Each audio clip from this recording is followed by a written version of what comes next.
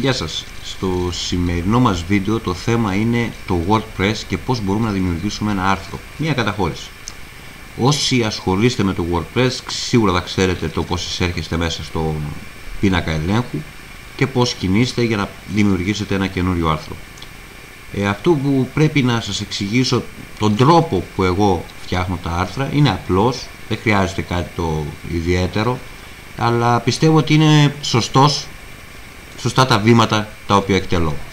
Είμαι στον ριζικό κατάλογο του υπολογιστή μου, είτε έχετε Windows είτε Linux, είναι το ίδιο, δεν έχει σημασία, μοιάζουν τα πάντα.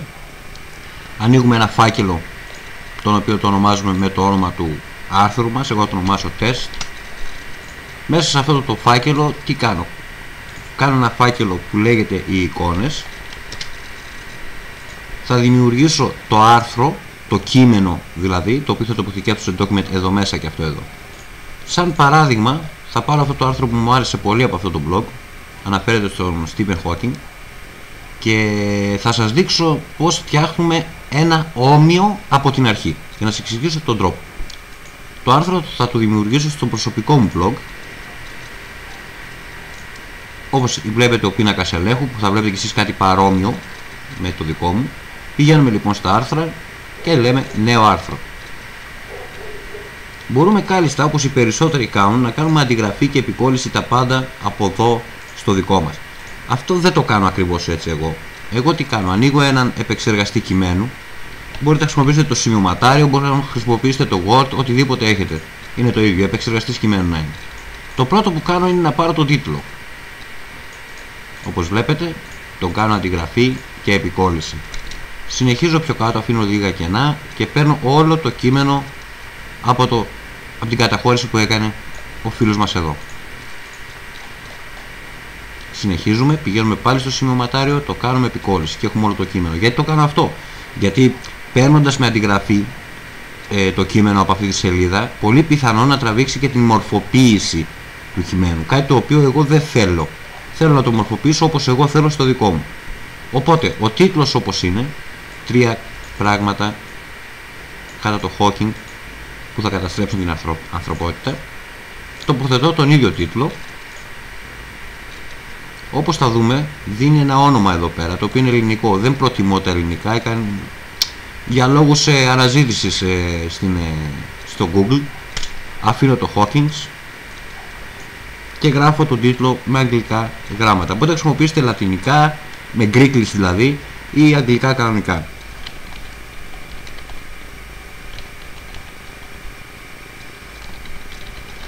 Δίνω το τίτλο που θέλω, πιέζω εντάξει. Ξαναπηγαίνω στο άρθρο, η φωτογραφία την ανοίγω σε καινούργιο tab για να πάρω την πλήρη διάσταση. Εδώ είναι όμοια, αλλά μπορούσε να ήταν πολύ μεγαλύτερη.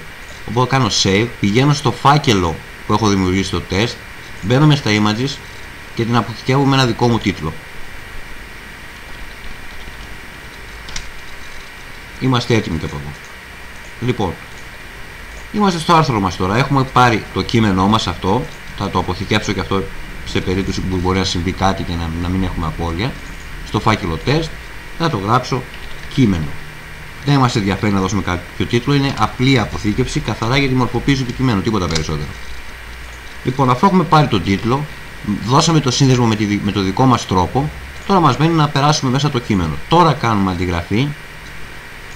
Όλο το κείμενο αυτό, πηγαίνουμε εδώ και με Ctrl V το κάνουμε επικόλληση. Δεν θα το κάνουμε δημοσίευση απευθείας, γιατί πρέπει να επεξεργαστούμε το κείμενο. Οπότε το κάνουμε αποθήκευση ως προσχεδίου. Ως προσχέδιο, δηλαδή πρόχειρο, να το πω έτσι. Μπορούμε να κάνουμε και μια προβολή, να δούμε πώς μοιάζει το άρθρο μας.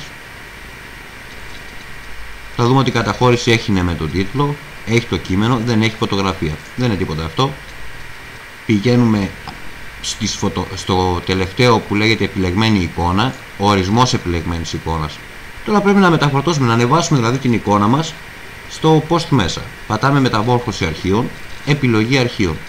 Πηγαίνουμε στο φάκελο που έχουμε δημιουργήσει, στο test, μπαίνουμε μέσα στα images και διαλέγουμε τη φωτογραφία αυτή.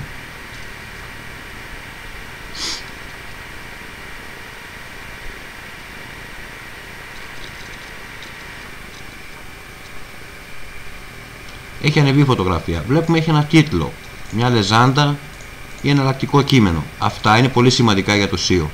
Οπότε παίρνω ξανά τον τίτλο, τον τοποθετώ εδώ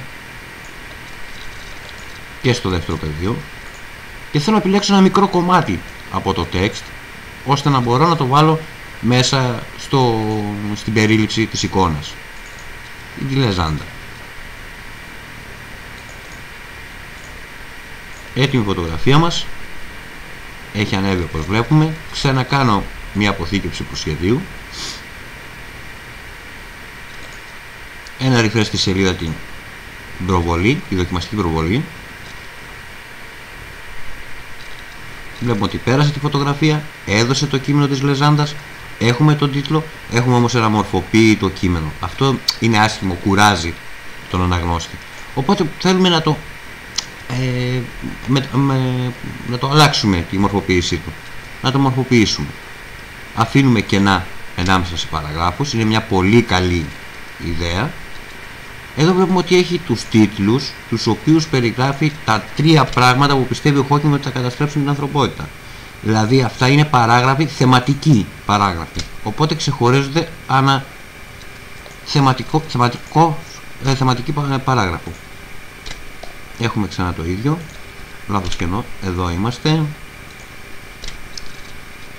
2 κενά παίρνει, εδώ είμαστε. Έχει αλλάξει κατά πολύ το άρθρο, μπορούμε να το δούμε σαν προσχέδιο πάλι.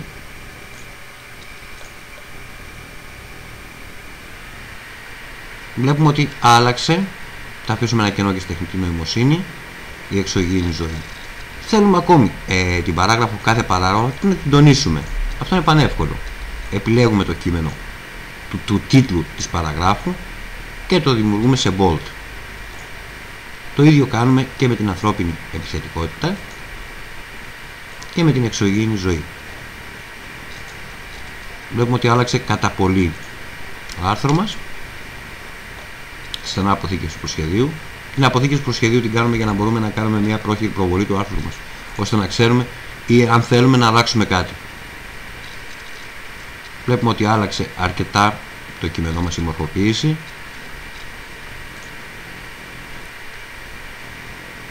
Πώς μπορούμε να μορφοποιήσουμε περισσότερο το κείμενό μας? Οι 3 παράγραφοι, επειδή είναι λίγοι, δηλαδή είναι μόνο 3, μπορούν άρεστα να αριθμηθούν. Συγγνώμη.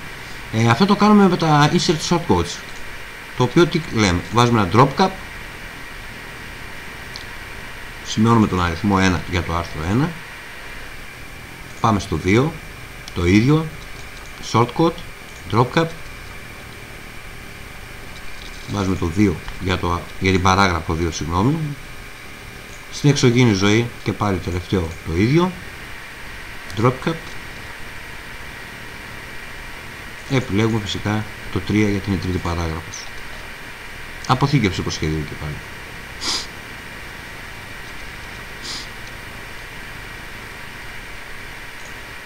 Κάνουμε μια ανανέωση σελίδας και βλέπουμε ότι έχει αλλάξει προς το καλύτερο, πιστεύω, η μορφοποίηση του κειμένου. Θα προτιμούσα να αφήσω και ένα κειμενάκι, ένα κενό, συγγνώμη, εδώ σαν τελευταία παράγραφο. Κάνουμε μια τελευταία αποθήκευση προς το παρόν.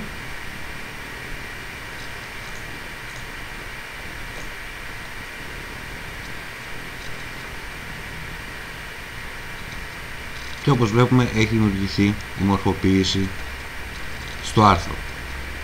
Η πρώτη παράγραφος, που είναι και ας το πω η σημαντικότερη, αυτή που τραβάει σε εισαγωγικά το χρήστη, θα πρέπει λίγο να τονιστεί. Αυτό το κάνω επιλέγοντάς την και δίνοντας ένα heading στο 3 ή στο 4. Θα δοκιμάσω το 4, αποθήκευση.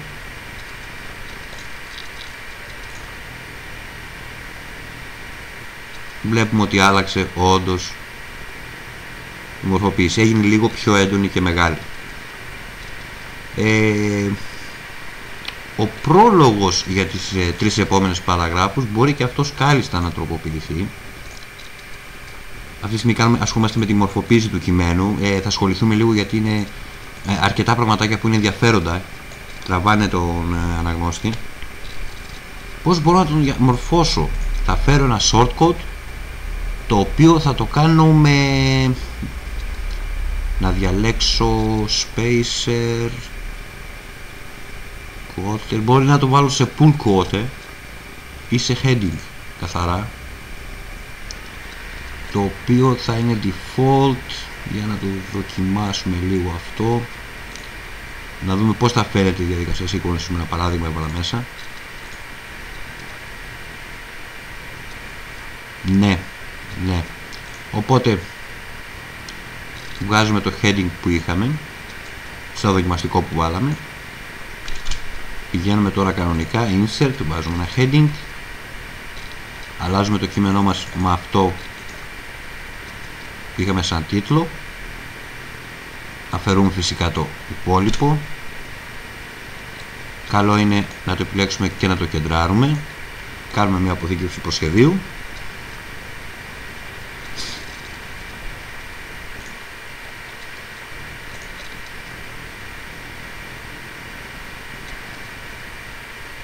Πολύ ωραία. Βλέπουμε ότι έχει αλλάξει κατά πολύ η μορφοποίηση του κειμένου. Δεν έχει καμία σχέση με την αρχική. Δεν πιστεύω να χρειάζεται κάτι παραπάνω στο συγκεκριμένο άρθρο. Ας ασχοληθούμε λίγο με τα ενδότερα. Πρώτα, ξεχάσαμε μάλλον, αλλά θα δεν είναι αργά να το κάνουμε, να διαλέξουμε μια κατηγορία για το άρθρο μας. Το άρθρο αφορά την επιστήμη, οπότε διαλέγω την επιστήμη. Οι ετικέτες είναι οι λέξεις κλειδιά που μπορεί μέσα από αυτό κάποιος που ενδιαφέρεται να διαβάσει αυτό το άρθρο να τις ψάξει με κλειδιά. Ένα όνομα,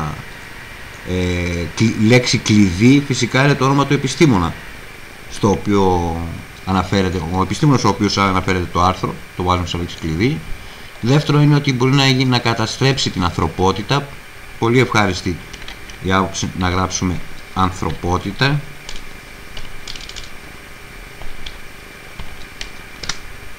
Καταστροφή. Ακόμη μια λέξη. Είναι αρκετές για μένα. Δεν χρειάζεται κάτι στα επόμενα πεδία. Κατεβαίνουμε λίγο κάτω. Μην ξεχάσουμε να πάρουμε τον τίτλο. Θα ασχοληθούμε λίγο με το SEO. Το SEO τι είναι? Το SEO είναι μια διαδικασία η οποία μας βοηθάει να βελτιώσουμε το άρθρο ως προς την εμφάνισή του στις μηχανές αναζήτησης, όπως το Google. Λοιπόν, το τίτλο και το short description θα πάρω. Κάτι που δεν είναι πολύ μεγάλο, αλλά ούτε και πολύ μικρό σε αριθμό χαρακτήρων αναφέρομαι. Κάνουμε ένα Ctrl-C, μια αντιγραφή δηλαδή. Το φέρνουμε εδώ πέρα, βάζουμε εδώ το ζητούμενο που θέλω να ψάξει, που πιστεύω ότι ψάχνει ο χρήστης που θέλει να διαβάσει το άρθρο, είναι η λέξη Hawking. Όπως βλέπετε, έτσι θα φαίνεται περίπου, είναι το snippet preview, είναι αυτό όπως θα φαίνεται στις μηχανές αναζήτησης. Όπως βλέπετε, το έχω διαμορφώσει, μου δίνει σφάλματα τα οποία μας συμβουλεύει με κατά τρόπο να βελτιώσουμε μερικά πράγματα. Εδώ μας λέει ότι ο τίτλος που θα φαίνεται στο Google είναι περιορισμένος σε μια ορισμένη διάσταση και ο δικός μας ότι είναι πολύ μεγάλος. Οπότε ο τίτλος πρέπει να αλλάξει. Λέμε 3 πράγματα κατά το Hawking που θα καταστρέψουν την ανθρωπότητα. Πώς μπορούμε να το αλλάξουμε αυτό εδώ?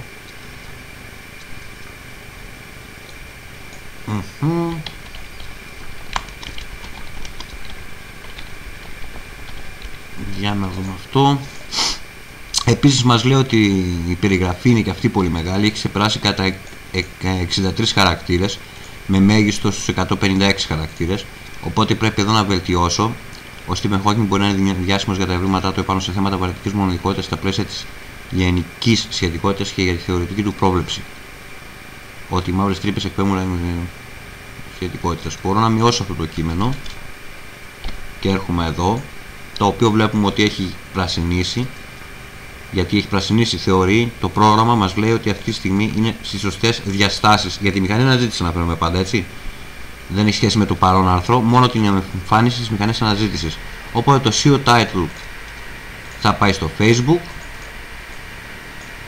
Υπόψη είναι ότι όλα αυτά μπορεί να μην τα βρείτε σε μια default εγκατάσταση του WordPress. Μιλάω για την εγκατάσταση που κάνω εγώ, σε μένα και στους φίλους μου. Λοιπόν, παίρνω επίσης το meta description. Πηγαίνω εδώ, social, περνάω το έτσι θέλω να φαίνεται στο Facebook, έτσι το μαθαίνετε στο Twitter, έτσι το μαθαίνετε στο Google+. Και μας μένει η εικόνα. Η εικόνα είναι εύκολο γιατί την εικόνα την έχουμε ήδη ανεβάσει. Διαλέγουμε το Hawking, επίσης για το Twitter το Hawking και τελευταία για το Google+, το Hawking. Βλέπουμε ότι το έχουμε αλλάξει το άρθρο. Κάνουμε μια αποθήκευση προσχεδίου και πάλι. Εξωτερικά δεν έχει αλλάξει κάτι. Το επισημάνω αυτό. Οι ρυθμίσεις που κάναμε τελευταίες είναι μόνο για το SEO. Για την βελτιοποίηση στις μηχανές αναζήτησης. Έχουν προσθέσει φυσικά τις ετικέτες. Πηγαίνουμε πάλι πίσω. Βλέπουμε ότι έχουμε πάρει αρκετά καλή βαθμολογία στο page analysis. Είναι αρκετά αυτά. Αυτά μπορούμε να προχωρήσουμε σε λεπτομέρειες, αλλά είναι κάτι που δεν θα το κάνουμε. Δεν είναι αυτή τη στιγμή να σας το δείξω αυτό. Σημαντικό είναι όταν παίρνουμε ένα άρθρο επίσης από άλλον ιστότοπο, όπως πήρα εγώ αυτή τη στιγμή, καλό είναι να μην αφήνω το συνάδελφο στην αφάνεια. Οπότε τι μπορώ να κάνω? Πηγαίνοντας στο τέλος του άρθρου,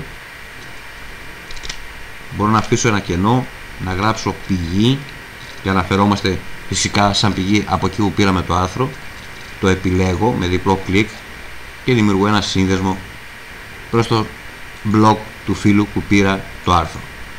Σαν target, σαν στόχο βάζουμε ένα pop-up window ή new window, να μην αλλάξει τη δική μας σελίδα, απλά να ανοίξει ένα καινούριο παράθυρο για τη σελίδα του φίλου.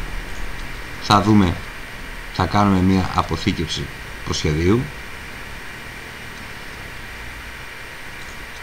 μια ανανέωση την πρόχειρη σελίδα και βλέπουμε ότι μπήκε πηγή. Πιέζοντας επάνω στην πηγή μας ανοίγει ένα παράθυρο με το blog από το οποίο πήραμε το άρθρο και το κάναμε δημοσίευση στο δικό μας blog. Οπότε είμαστε έτοιμοι. Το μόνο που μένει είναι να κάνουμε δημοσίευση. Πιέζουμε δημοσίευση.